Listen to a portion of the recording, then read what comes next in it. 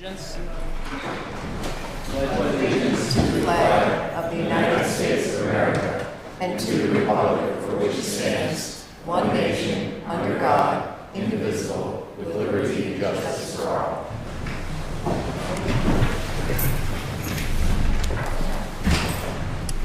All right, welcome to the Monday, April 1st meeting of the Board of Aldermen. Our first order of business is minutes of the previous meeting. Do I have a motion to approve the minutes from March 18th? So moved. Second. Are there any changes or corrections to the minutes? Seeing none, all those in favor? Aye. Any opposed? Motion passes. Next is public comment, where members of the public are invited to address the board on matters not on our agenda. Are there any members of the public here who wish to speak? You'd step right up and then state your name and city or town of residence for the record. Yeah, my name is Lori. I've been living in Rutland in our 23 years in 30 Elm Street. Too long for me, but I've been having problems with certain neighbors. I've distressed it 4 times with the landlord. I'm just wondering, they told me there isn't no alternate ordinance for disturbance. I just want to know, when is the curfew at night? Off the top of my head, I don't know, but we do have a fairly detailed noise ordinance. Because I've not been sleeping well because of it. I'm a little bit tired today because I do other things in the city and, you know. If you contact the building and zoning office, they can give you a copy of the ordinance. So. Okay, because I'm just wondering when's, you know, the curfew, because I've been calling the police every time. They're helping, but I think the landlord's gonna try their best, and I think they need a little extra help by doing that. Okay. That's all. All right. Thank you. Yep. Are there any other members of the public who wish to speak?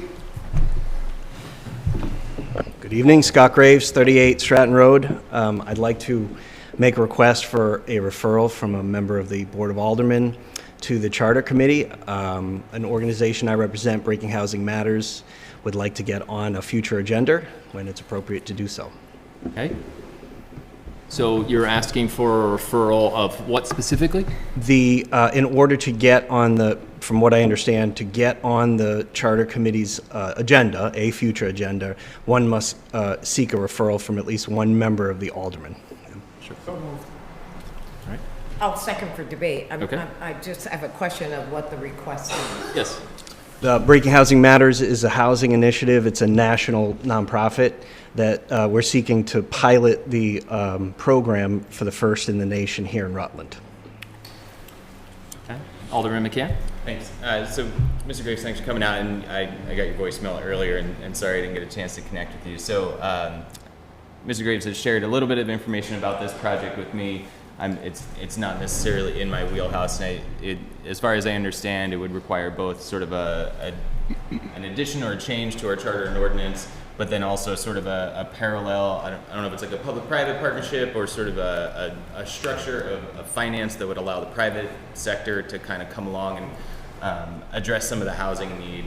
And so my thought is it would be great to find a time for Mr. Graves to come and sort of do a more comprehensive sort of description or presentation on what the actual proposal is. I don't know if it would make the most sense to invite him back to one of these. So it's sort of regular Board of Aldermen agenda type topic, or maybe to a committee of the whole or a general or something, or if it makes sense to go straight to charter and ordinance and have him present it there. So thoughts from anybody else? Alderman Whitcomb and then Alderwoman Davis. Thank you, President Talbot. I think perhaps for this referral, we need a little bit more specifics, because to just send this to charter and ordinance, we don't even necessarily know what we're going to be debating or potentially acting upon. So, like, is there like a few sentences, like some you can give us to understand, like, why explicitly do you want to send it to this committee? Like, what are you hoping to achieve? Sure. There are two main components to the initiative. One is for a local ordinance to be passed that no citizen no homeowner nor renter pay more than 25% of their income for housing. The other component of this is a privately, independently run fund that creates the subsidy. So it's not a government, it's not a new bureaucracy, it's not a new government agency, it's simply a privately stewarded fund that pays the subsidy. There are 5 main stakeholders in every city or town that would wish to adopt the initiative. One of them is government, but again, it's not a directly fully controlled government agency or bureaucracy. Alderwoman Davis? Well, I guess that's what I was looking for, because I wasn't even sure that charter and ordinance was the correct committee for this to go to, and not like community development or general. If it requires an ordinance change, then it's appropriate. So I think I'm all set at this point. I would further say the first meeting would simply be to introduce the idea that it is our intent to complete a process, and it's our first chance in front of the committee to request the details of a process from campaign to election day. Alderwoman McClure?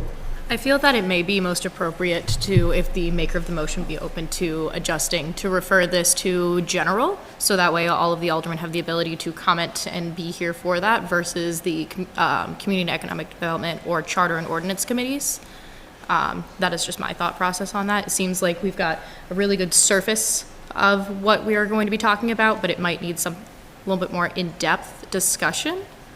Wasn't sure if general might be the more appropriate place to start that, since this is the very beginning of that process. Alderwoman Davis? But I think Kiana's, or Alderman, was talking about committee of the whole. Yes, sorry, committee of the whole. Sorry, not general. So I guess another question I have is, when you talk about public-private, what does that mean? Public-private financing.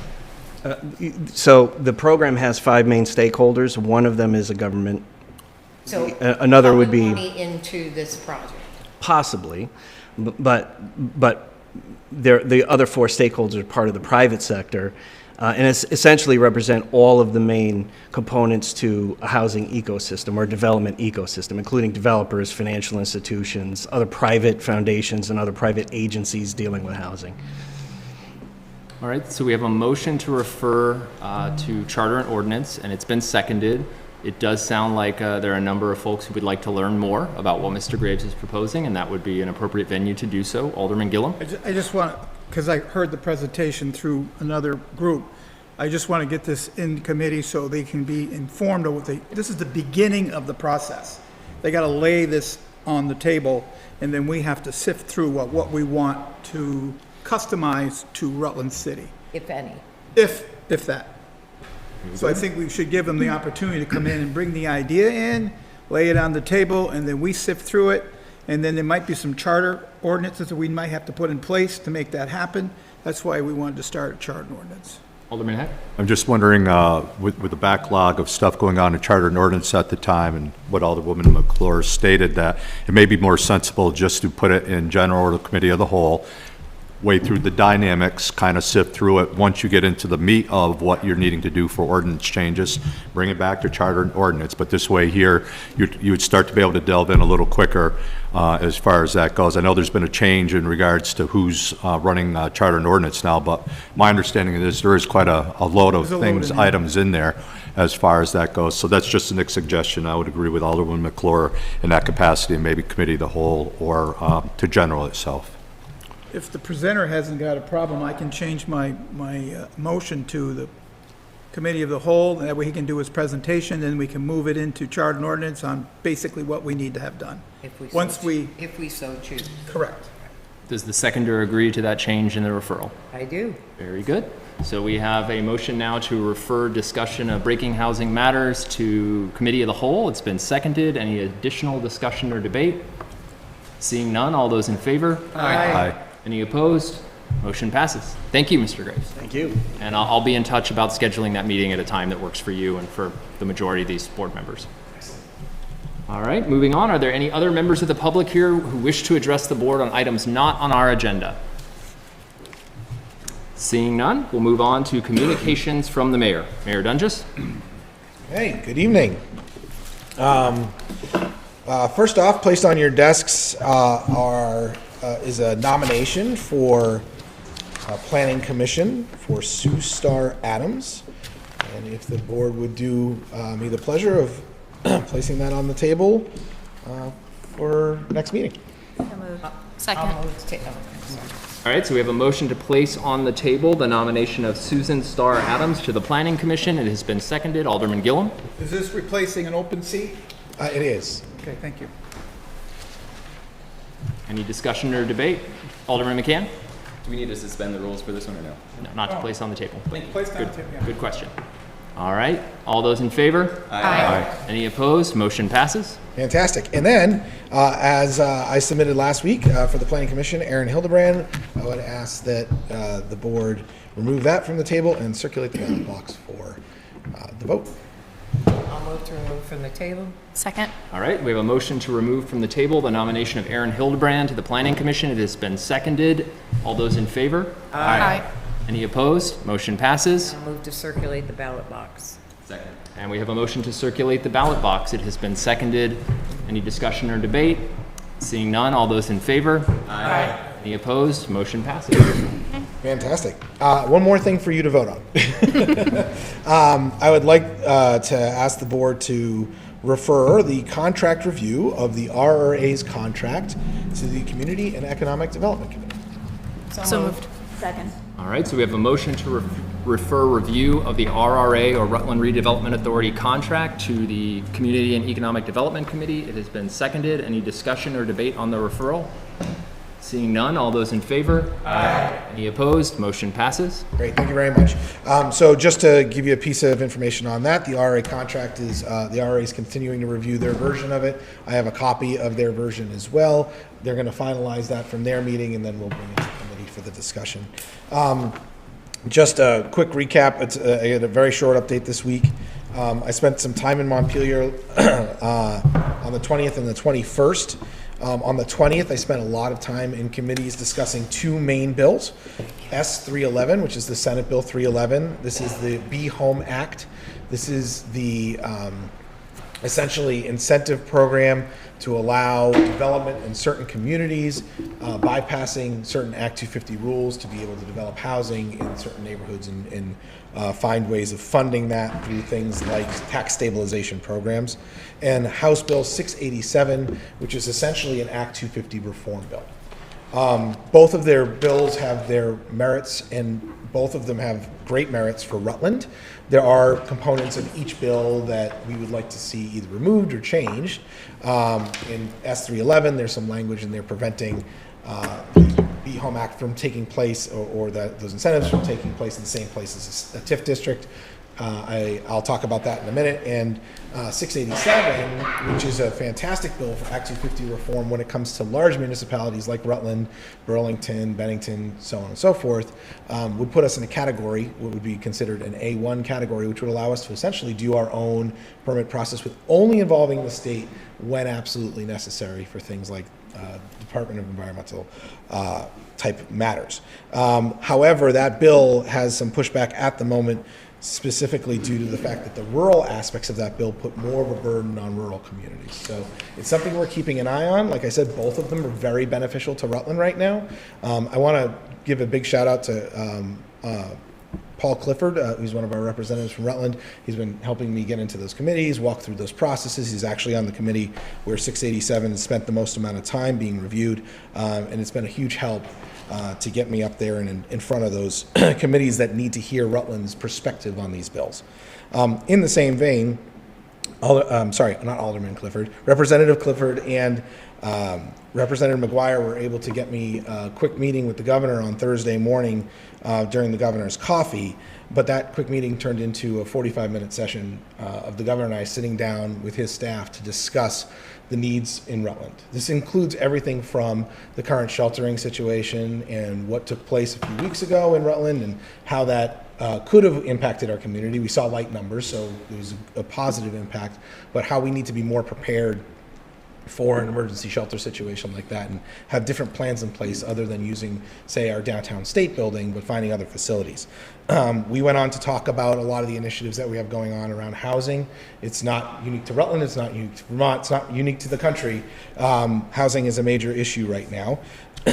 But the governor is asking both the legislature and all of us to continue to support programs like VHIP, which are allowing for funds to be given for those that are taking offline units, bringing them online, and making those available to those who need them the most. So there's a real focus in his office on housing, and we align pretty well on that. We had other discussions on other items, from public safety to congressionally directed spending and how those things can help our communities, and what he's going to be trying to do moving forward up in Montpelier. I do want to touch base on the temporary shelter situation for a moment. I know we've discussed this already, but I do want to thank again the state employees for stepping up. Not only did they bring it online as quickly as possible with what they had to deal with, but they also were able to tear it down and put it away. And when we had a major snowstorm over the next few weeks, that adverse weather condition did kick back in, and people were allowed to go back to the hotels that didn't have shelter. There was a big concern that since our shelter closed, that people weren't able to be housed during that time period, but that's what the adverse weather program is for. And although the long-term piece of it was shut down, the short-term, day-to-day piece was able to take action and cover during that snowstorm. Under the what we're doing category, Alderwoman Davis, I did want to bring up the GMP lighting situation. So our street lights in the city of Rutland, almost all of them are managed and owned by Green Mountain Power, and we pay a monthly fee for those lights. I was able to meet with Chris, who's in charge of getting those deployed and upgraded and changed over. We had a fantastic conversation about lighting all throughout the city. So what we're going to be doing is I'm going to be placing a survey on the city website this week. If you have an area of lighting that you would like to see brightened up, we're going to collect that data from everybody that has those concerns. So for example, the intersections of 4 and 7, we actually discussed that based on our conversation. Certain neighborhood areas, if those are areas that you'd like to see brightened up, we'll have that form up. I'll make a Facebook post about it once it's done. We'll collect that data, and then I'd actually like to bring that to the board for review, because here's the thing, some people might want the lights brighter and other people may not on those streets. So I think we want to be really careful about where we choose to make those changes. So I think that having a discussion in one of our committees about that would be probably a smart move. I think that actually falls really well to general, but I'm open to the board's suggestion of where to send that. So you're asking for a referral for a discussion of street light brightness to committee? What is the board's pleasure? I'll move to refer to general, it's fine. Second. All right, so we have a motion to refer this issue to general. It's been seconded. Any discussion or debate on the referral? Alderman McCann. Am I understanding correctly, we wouldn't have that meeting until after the survey results are in?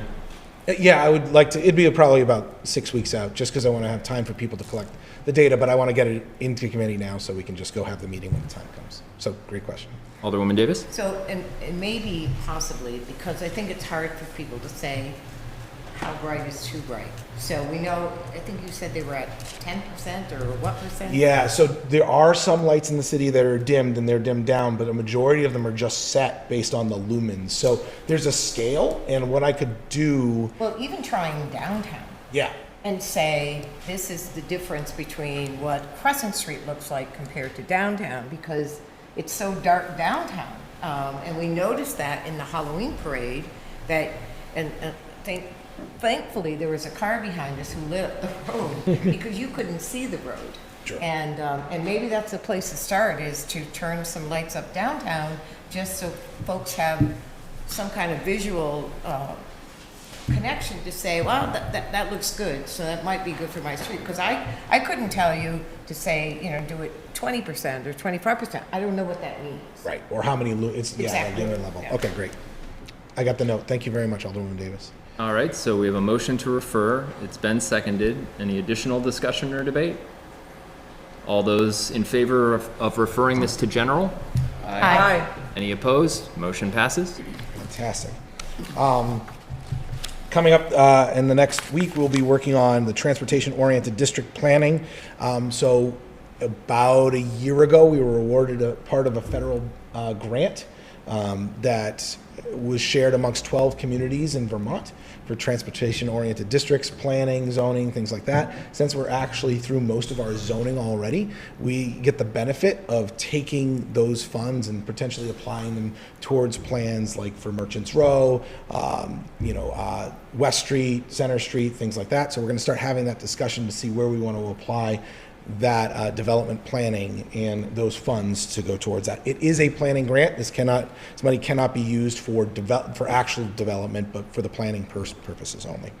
And then my last note, second to last note, we're having a transitional housing meeting later this week. There's been some additional options opened up for that homeless transitional housing program. We're going to be having that meeting with the Housing Trust, Brook, Rutland Mental Health, and a couple of other organizations, Housing Authority, a couple other organizations, just to kind of come back together, see where we're at, and come up with the next steps in the plan. All right, so now my last note. Next Board of Aldermen meeting, Alderman Talbot will be your mayor. I've notified through the clerk's office that I'll be on vacation for a week, so you'll have to elect a temporary board president, but I'll be taking a week with my family, so just want to let you all know in advance. Very good. And the results of the appointment of AaronHildebrand to the Planning Commission passed 10-0. Right. Alderman Heck? Just a question for the mayor. Succession paper's been filed with the clerk's office in Yes, regards sir. to your vacation. Absolutely. Thank you. You're welcome. Aaron, do you want to say anything? Congratulations, by the way. Good evening, Aaron Hildebrand. Own and operate Hildebrand Homes, a small general contracting company here in Rutland with 6 employees. Looking forward to the opportunity to serve, pending any questions. Thank you. Appreciate it.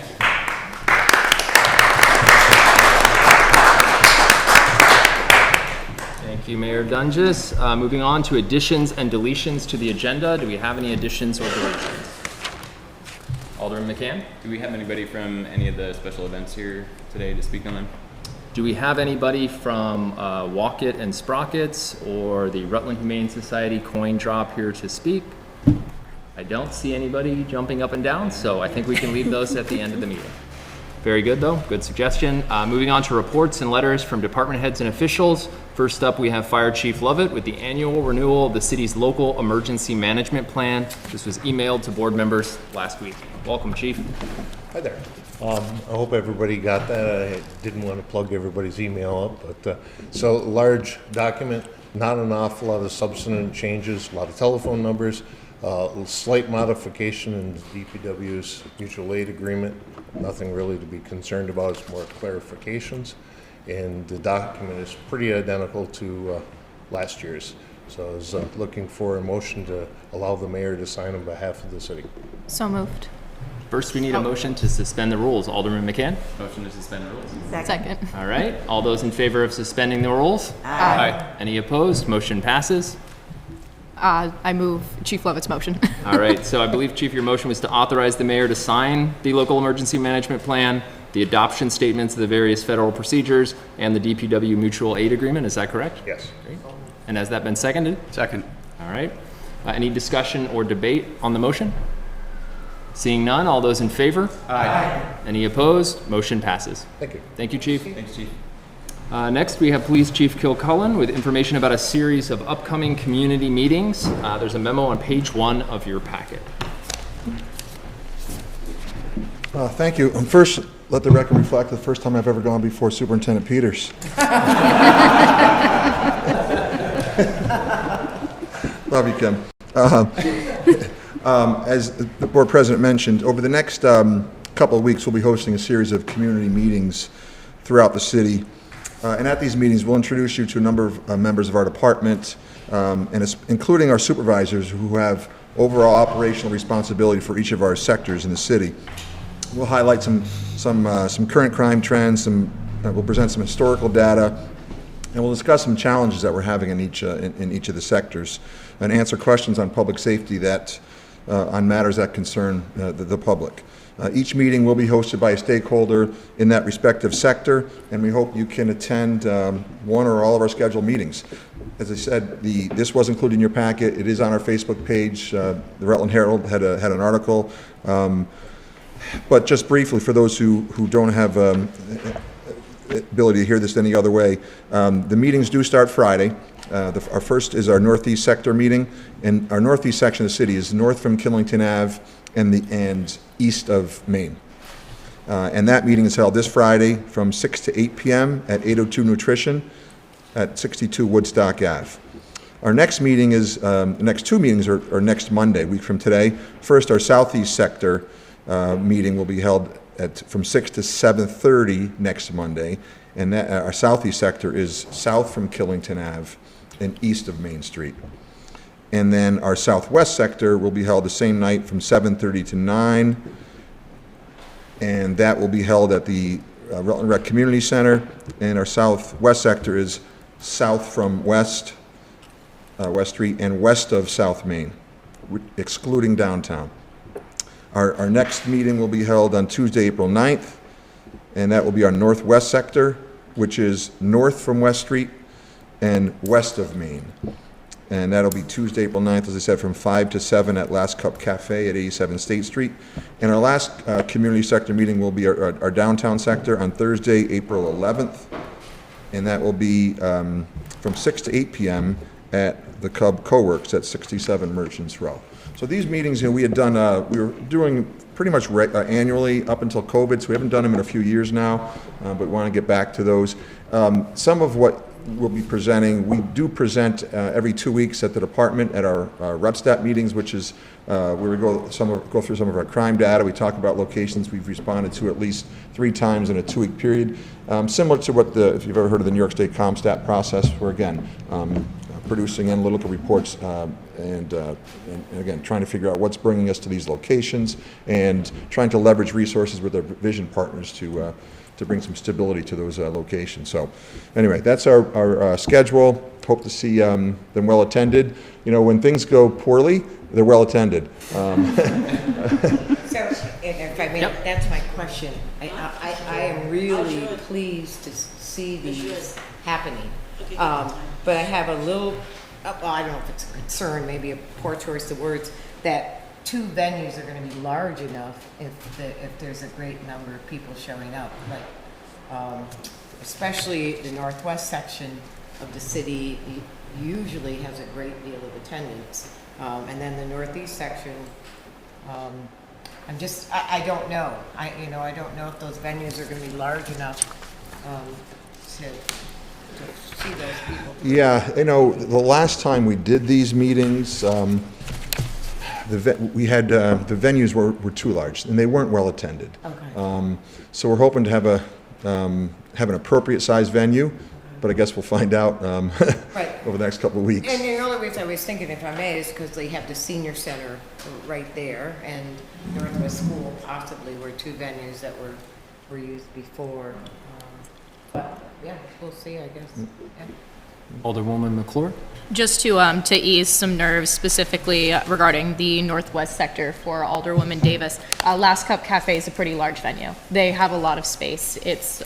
I'm not exactly sure the square footage, but it's bigger than it looks on the inside. So it's I understand and I hear your concerns, having lived in the northwest neighborhood previously. I feel like Last Cup Cafe will be a suitable venue for the size. Very good. Any additional questions for Chief? Seeing none, thank you. I do. Chief, can you give me the dates and time for these meetings? Sure. Right there. You're welcome. Thank you, Chief. All right, thank you. Thank you, Mike. All right, next we have Recreation Superintendent Peters with an update on the Recreational Trails Program Grant for Pine Hill Park. There's documentation on page 2 of your packet. Got Shelley Lutz. Hi, I'm Shelley Lutz. I'm a volunteer in Pine Hill Park, as most of you know. So we were awarded the Recreational Trail Program Grant, which is a reimbursement grant for just under $50,000. And when I was here like 6 weeks ago, we were putting it towards a universal trail, which we've shifted gears because it wasn't going to cover enough of the cost of the universal trail, and we really need park maintenance done. So this is going to pay for Vermont Youth Conservation Corps come in the summer of 2025 and the summer of 2026. And that's how we'll try to keep up with some of the maintenance that's been backlogged, especially when we have heavy rain and 2 feet snowstorms. So back to back. Yeah. Any other questions? No? Cool. Thank you, Shelley. And now we have Superintendent Peters again with Giorgetti ice season summary on pages 3 to 9 of your packet. Yeah. Before I just want to thank Shelley. I mean, we all know the work that's put into that, the trails. We've received over $200,000 of grant money. Just finally finish the URSA grant amendment, and we'll be seeing that money come in. So hats off to Shelley for that constant work. So I thought today, whenever I have to be here, I want to also give updates on other items. So always challenged to decide what to talk about, but with the ice season over, I thought it'd be a great opportunity to capture how the ice season went. So I'm going to talk just briefly about the financials, and I included some attachments in your packet. And then Brittany gets to talk about the fun stuff and how successful Giorgetti was, not just on the revenue side, but also participation. We saw a huge influx this year. And on some of these charts, we've included some actual numbers as far as residents versus non-residents. And then we also had an intern this year from Castleton, Alexis Ryder, who helped pool all of this information together. She was going to be here tonight, but she got sick. Just like Joe, who was going to be here for the winter update. So I don't want to go too much into detail. You have the information there, and as you know, my door is always open if you want to discuss this further. Giorgetti Ice Arena is already in committee, so we can also tag on to that. But the way Giorgetti works is, we have two different ways to look at revenue and expenses. One way is through the report that you receive monthly. And what that does is it gives you a little bit of a picture of what Giorgetti looks like. And that's for your attachment A. So if you were to look at our revenue for this year, you will see $131,000. And then you look at the expenses, 2 more pages down, and it looks like Giorgetti does really, really well with only spending $83,000. Okay, but what that doesn't capture is our maintenance costs, seasonal costs for programming, and I think those are the two main things that doesn't capture. So on attachment B, this is more of a facility cost for that time from October to March. And our total revenue came in at $143,000, and our total expenses, which includes our 4 maintenance staff that have to be there throughout the ice season, came to $167,000. The expenses is pretty similar to last year, a little bit less because we did last year have a $20,000 fix that we had to do, but our revenue is up about $30,000. So if you look then, which Brittany's going to talk about, just what happened this year at Giorgetti, some new programs that happened, and what she's looking forward to for next year. So that's the financial piece. Feel free to ask any questions, but again, you can call if you have more, anything detailed you want to ask. Questions from the board? Alderwoman McClure. I'm just taking a look here, Superintendent Peters, to the Recreation Attachment A, bottom section, where it mentions salaries, comp cash, part-time employee, seasonal temp employee, overtime, and health insurance. The seasonal/temp employee line gives me a little bit of pause, and I would just love to ask a question. I see here that it was budgeted for $7,000 even, and its actual came out to $12,640.30, which, looking here at these numbers, is 180.58% over budget. Correct. Of the budget. Right. So we have when we add more programming, we have to have more seasonal staff. So that is that reason. That's why our revenue is higher in those areas as well. Thank you. Alderman Whitcomb.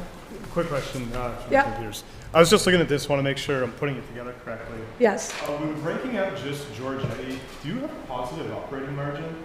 Say that again. Do you have a positive operating margin? Does your revenue outperform your expenses focused on just Giorgetti? No. It doesn't. Okay. None of the facilities within the rec will outdo because of administration cost, maintenance cost. Okay. Yeah.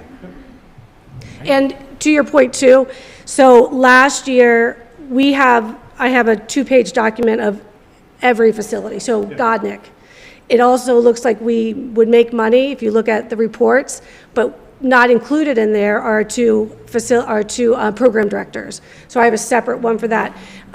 April and Emily are going to be doing a report.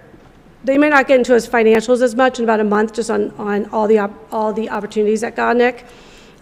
Toward this end of this fiscal year, we'll be doing one on the rec center for the rentals and membership, which will look a little bit like this.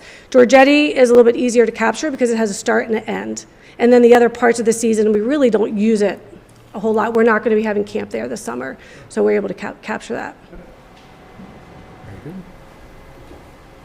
Okay, so I'm just going to move on, and Brittany, who is our program director at Giorgetti, is just going to talk briefly about, you know, what she saw this year and why we have such an increase in revenue and participation.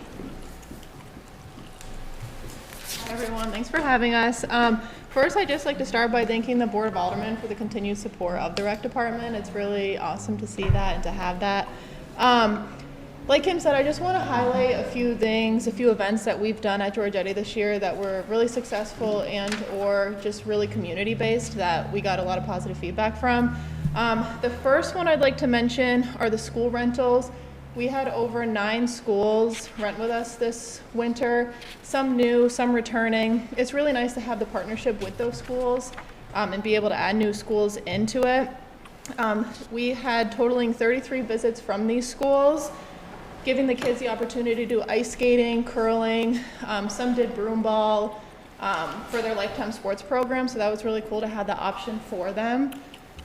In an attachment C here, it has the list of all the schools that we had. So from Middletown Springs to Northwest, Lehigh, that was a new one for us, which was a school for older students, which was really cool, who came and did curling as well. So looking more into curling, I'd like to also highlight on Rutland Middle School, who for 6 weeks had a group of about 20 to 30 students come and curl with the Rutland Rocks Curling Club. The Rutland Rocks Curling Club, they had members come weekly that donated their time to the kids. They donated their equipment, and they allowed all these students to be able to learn to curl. And it actually helped their numbers, so they got more youth involved in their curling club as well, which was really nice to see. Our drop-in programs, just alone with public skates and stick and pucks, we saw over 3,700 participants come to the arena to skate and play hockey. That was really, really nice to see. We saw so many families coming. We saw new friendships made. It was really, really nice to see. Our DJ Skate Nights, a new program that we had this year. We tried it, we never knew what would come of it. Ended up being one of our most popular events. We ended up having 3 of them. With the partnership that we have with Sunset Entertainment is what really made it possible to be able to have this event. He actually went out and bought more lighting for us so we could have more of like the strobe lights. It's a event that all ages can come to. We had young kids, we had a ton of older adults, everyone had fun. It was great to see.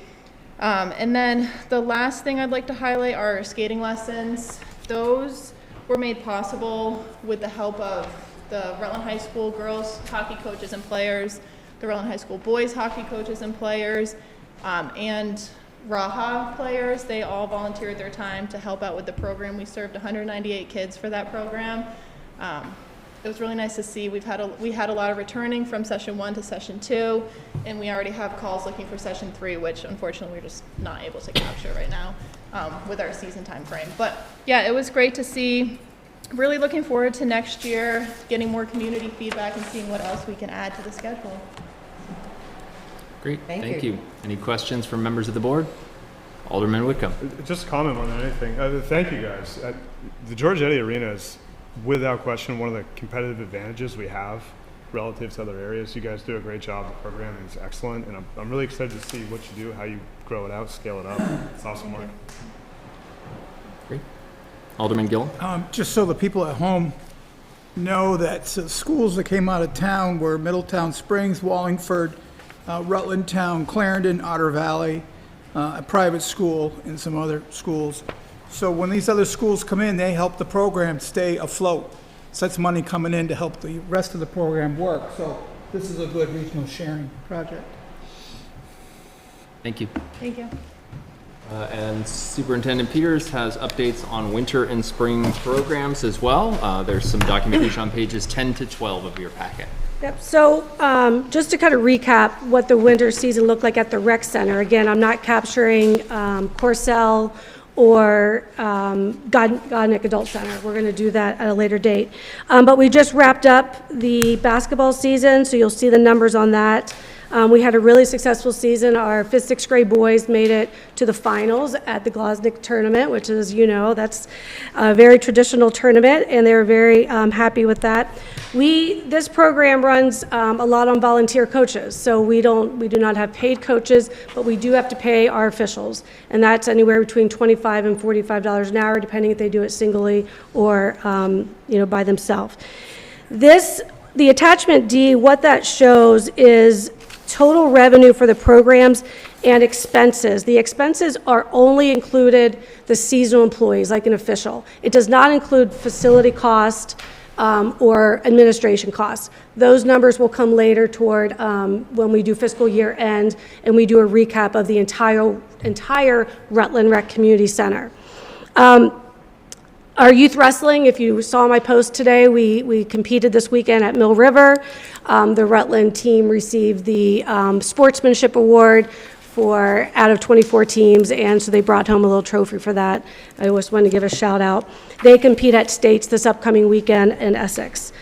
Also at the rec center, we had futsal this year. We have adult pickup every Tuesdays and Thursdays, and we have pickleball every day. Every day there's pickleball. Just a really quick, I think that's it for that piece of it. And like I said, when I come toward the end of fiscal year, we'll have, similar to what that attachment was for Giorgetti, a more actual cost for a facility. And just a different way to look at that. But again, if you ever have a question, you can come schedule a meeting. I'm meeting with Alderman Heck and Wickham to reintroduce them to the rec and help them have it if there's any other questions. With that being said, I sent out spring updates, and since then I've actually had some more updates kind of come through. So I'm not going to read through there, but we have started indoor turf this week. Our Rutland Youth Theater, our next show is May 10th and May 11th. That's at the Paramount. We have over 95 youth castings on that. And just wanted to announce that I found out this afternoon that I had applied for $10,000 through the Youth Coalition to provide opportunities to our middle school resident kids to have free admission to the pool and the rec center. We never turn anyone away. However, we do have kids that might be too prideful to come. They may not have the money, and more so, they may not understand the process of how to check in and how does that work. I talked to Chief about it this past week, and that's the piece that we miss, is that we have kids that try to sneak in to our facilities, and we want them there, and we want them to be able to just come and just enjoy themselves. So I received that this morning. I'm super excited. I've already reached out to Allen Street campus to get them all passes, and then also our middle school who is in need of that. So that's a pretty big deal that we received that today. With that too, we do have a teen night coming up, and I lost with all of it, but I'll send that out. We're doing a teen night up at Giorgetti, free admission, so you'll see that if you see stuff on Facebook from the rec, please share it. Please share it. I know we have some really good ones. That's a good way for us to communicate to the community. Any questions or comments for Superintendent Peters? Thank you. Thank you, Superintendent. Next up is Treasurer Markowski with a request for review and signature of the Vermont Municipal Bond Bank Certificate of Project Completion for the 2020 Streets and Sidewalks Bond. There's a memo and copy of the certificate on pages 13 to 14 of your packet. Hi, everyone. So for bond compliance every year, all of the bonds that we have with the Municipal Bond Bank, there's a checklist that I have to go through. And in going through the files, did we complete the project? This was one of the streets bonds, a piece of that. So when I say it's complete, everything's been expensed out of it. It's a $1.5 million borrowing. When I look at the file, everything is complete in the file. All the funds have been expended. I kind of looked at, there are a huge number of streets that were impacted by this one, so I thought I'd just jot them down. Work on Center Street, Prospect Street, Maple Street, Summer Street, South End Meadow, Union Street, some work on Center Street, Westview Court, East Washington, North Street Extension, Jackson Avenue, Killington Terrace, Westview Court, Giorgetti Boulevard, and Avenue B. All, whether it was sidewalks, curbing, something in those neighborhoods was impacted by this bond. So I thought I would share that, but I would request the board to sign off on the completion so I can finish that review of this bond. Alderman McCann? Motion to suspend the rules. Second. All right, we have a motion to suspend the rules. It's been seconded. All those in favor? Aye. Any opposed? Motion passes. Alderman Adams? I make a motion to execute the attached VMBB certificate of project completion for the $1,500,000 streets bonds, series 2021-1. Second. All right, so we have a motion to execute and circulate. Did you want to include to circulate for signatures? Sure did. Okay. Thank you. And that has been seconded. Alderman McCann? And approve Mary to sign it. And Oh, approve yeah. Mary to sign. So we have a motion to execute and circulate for signatures the certificate of project completion and authorize the treasurer to sign. Is that correct? That works. Very good. Thank That's you. been seconded. Any discussion or debate on the motion? Seeing none, all those in favor? Aye. Any opposed? Motion passes. Okay, so I Next, had we have that. Treasurer Markowski with a report on the completion of the fiscal year 2023 city audit. Yes, so 9 months ago, we started the audit, and now it's finalized. So I have, the auditors have sent some bound copies. I'm sure that there are a few there. If someone needs another one, I could get them for you. So it takes a lot of time. The audit is huge for the city. The city received an unqualified opinion. That's what we strive for, so yay for that. That's good news. So you have an audit report that's 120 pages, so there's tons of material in that. If you ever are looking at the audit and you have questions, please come in. I mean, I don't think it's suitable to go through page by page here, but I do go through page by page. Does everything look right in the work that we do in the office? So that's in the packet. There's also a management letter. The management letter really is, that's where we're going to look if there are findings that require, if there are material findings, they'll be in there, and that would require that we actually respond to those findings, and that goes in the report as well.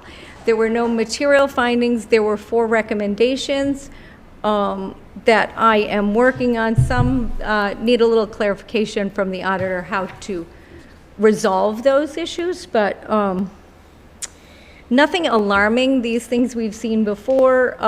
Update to policies, so we're already working on that.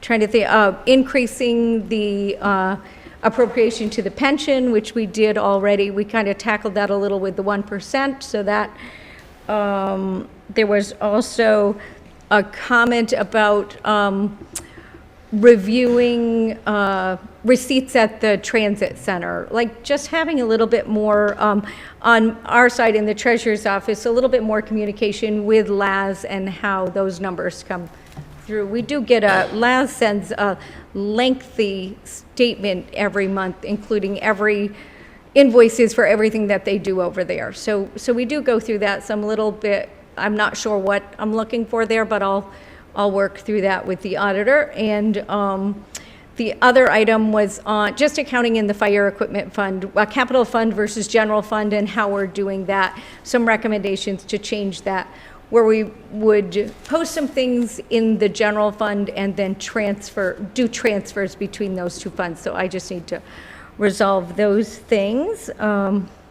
So there's that, and then there is also an audit communication letter that really outlines their responsibility, your responsibility as a board, the governing body for the city. So those are three things. And generally, we refer this report to Finance Committee, but I was thinking since sometimes we don't get good participation, we don't get a good full house, so we're going to do it here at the board and level, and we'll have them May 6th.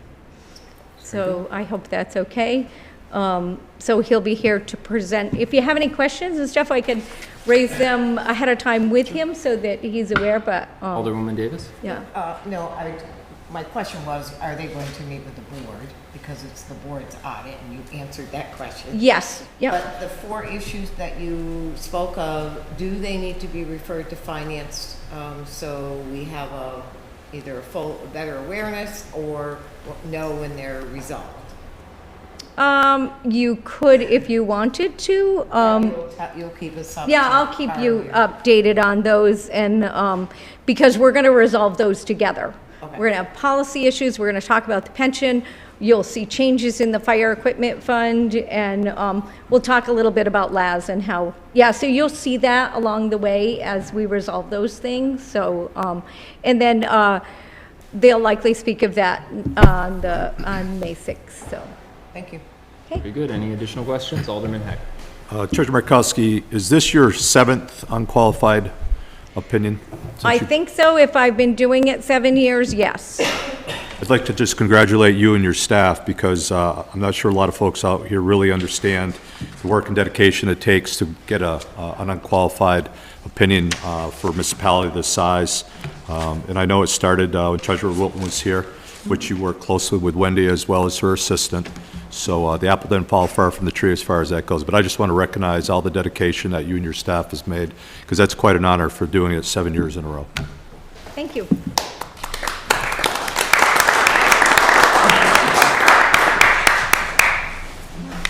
Good. Nothing additional. Thank you. No, that's it. Thank you.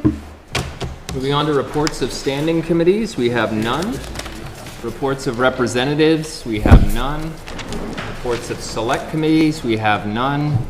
Petitions, letters, miscellaneous communications. First, we have a special event permit request for the Spring Sprockets and Walkets to be held in Pine Hill Park on May 4th. There's a copy of the application on pages 15 to 16 of your packet. I'll move to suspend the rules. Second. Very good. We have a motion to suspend the rules. All those in favor? Aye. Any opposed? Motion passes. And I'll move for the approval of Spring Sprockets and Walkets, a bike and walking event through Pine Hill Park on May 4th from 10 a.m. to 1 p.m. Second.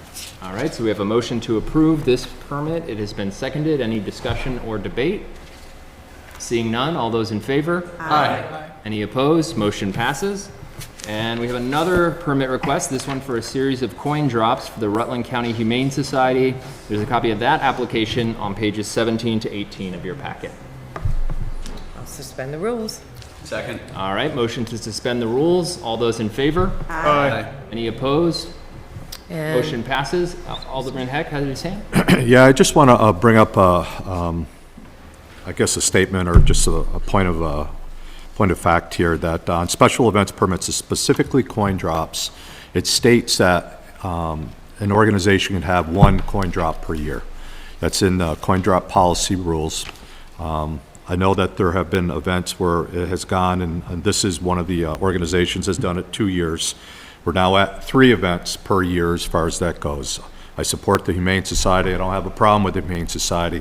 I just think we're going to get to a point, and no disrespect, and Billy, I'm not picking on you, but you've always been a non-pro advocate of coin drops. He has said no for, I can't tell you how many years that I've worked with him on every coin drop that was out there. He's been consistent as far as that goes, but I just think if we don't kind of look at this in the sense of what is going on, there's certain events that could coincide with other things that are going on downtown and stuff. And again, it's got nothing to do with the organization, but it states in the policy, 1 coin drop per year.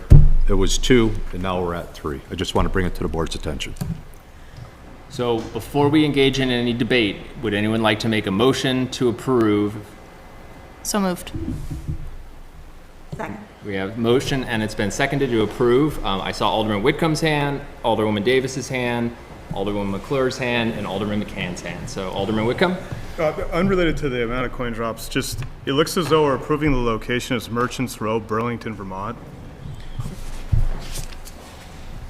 I don't think we have any jurisdiction over Burlington. So Vermont. moved. I mean, I'm happy to let them have as many coin drops as they want in Burlington, but I trust that's supposed to be Rutland. I imagine it is.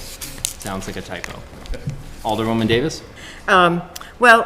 To Alderman Heck's point, I don't have a problem approving them. I just, if the policy says one, I don't know, do we have a problem being more lenient?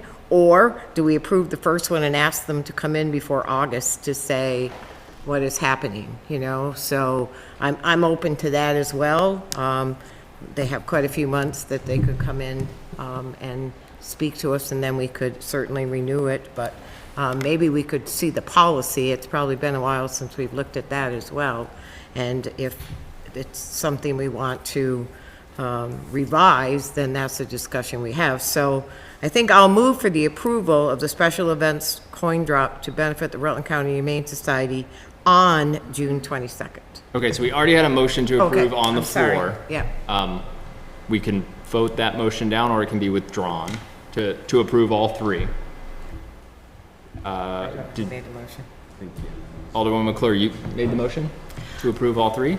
I did. Would I have permission to speak out of the assignment of turns to Sure, share I believe my you were thoughts? up next, so you Oh, can perfect. speak, and then we'll come back to Alderwoman Perfect. Davis if we need a new motion. Perfect. An important piece of context I would like to remind the board as well as the community as a whole of, I'm not sure how plugged into Facebook everybody is, but the Humane Society made a plea on Facebook in the last few weeks, asking community members to bring to their attention land that could be for sale, as the Humane Society is rapidly outgrowing their current space. They are very much struggling to take in animals. They have no problem adopting them out. We have a great community of lovely pet owners, but struggling to take them in. And I would very much like to remind everybody, especially those of us who live in the downtown, northwest neighborhood, the Humane Society works very closely with the Feline Connection. I'm not sure how familiar everyone is with the Feline Connection. They are a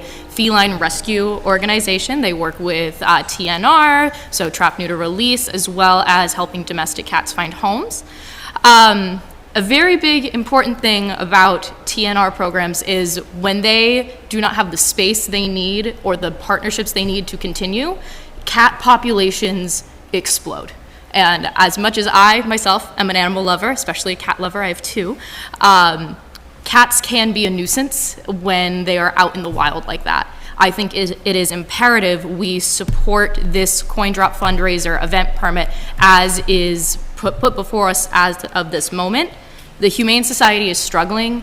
I feel, as I understand the need to abide by the rules that we have put in place, but in this specific situation, when they are desperately calling on social media to members of our community for help, I feel like we would be remiss to deprive them of further opportunities to fundraise based on frankly, a loophole. Okay, very good. It So- sounds like the maker of the motion would like to move forward with it as is. Alderman McCann? Yeah, thanks. So 2 points. One was already brought up by Alderman Whitcomb. I appreciate that. And then the point that Alderman Heck brought up is a good one, and I think I would agree with Alderman Davis that the better move would be to approve the June event, look at the policy, either figure out if we've got the appetite to flex it at this point or try to change it in time for the other ones. I think, as Alderman Heck said, we have some time before August to figure that out. Again, not any bad words towards the Humane Society, but there's only so far you can go before no rules count, right? All right, any additional debate or discussion before we vote on the motion that is on the floor? And could you just repeat that motion for me, Yeah, so the please? motion as it stands now is to approve the series, all three coin drops for the Rutland County Humane Society as written on the permit. So all those in favor? Aye. Opposed? No. Okay, motion fails. Anyone interested in making a new motion? So I'll move to approve the coin drop fundraiser for the Rutland County Humane Society on June 22nd, 2024, from 10 a.m. to 2 p.m. Second. All right, so we have a motion to approve the June 22nd coin drop only. It has been seconded. Any discussion or debate on that motion? Seeing none, all those in favor? Aye. Any opposed? Motion passes. And then I sorry. would move, if I may, to, I'll say, general committee, the coin drop fundraiser policy. So we can look at this and the special event permit as well, so we don't lose track of the August and September request dates. Very good. Second. So we have a motion to refer the coin drop policy to general committee. It has been seconded. Any debate on the referral? All those in favor? Aye. Any opposed? Motion passes. All right, moving on, Board of Control Commissioners, we have nothing on the agenda. Board of Cannabis Commissioners, there's nothing on our agenda. That brings us to unfinished business. Do board members have any unfinished business they wish to address? Seeing none, that brings us to miscellaneous motions, resolutions, and new business. Alderwoman McClure. I would just like to make a formal announcement that the April Project Vision meeting is going to be on April 11th from 12 to 1:30 at Calvary Bible Church, located at 1 Meadow Lane. We had a really great turnout for the night vision meeting that was last month, so I'd really like to encourage people to come to the daytime meeting, and the next quarterly meeting for the next quarter will be announced shortly and put on the city calendar. Any additional miscellaneous motions? Alderman McCann. Just a reminder that between now and our next meeting is the eclipse, so I wish everybody luck with the traffic that is likely to be coming through town, and hopefully we see a bump for our businesses, and I wish luck to our police chief and our fire chief who's not here in case things get weird, but hopefully everybody is orderly and calm and respectful as they move through and our town and back again. All right, very We good. have a huge growth in our rooms and meals and entertainment tax.